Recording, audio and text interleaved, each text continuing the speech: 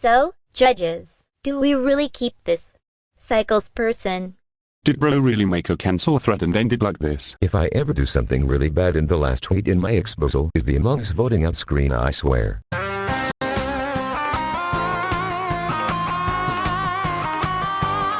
SUPAISAIAH016, Emotional and Animal Abuse. RT to spread. 1. He forgot to feed Kina once. This is classified as animal abuse by Federal Law 12.732 in Kyrgyzstan. 2. He said some mean things about someone yesterday. Source, trust me.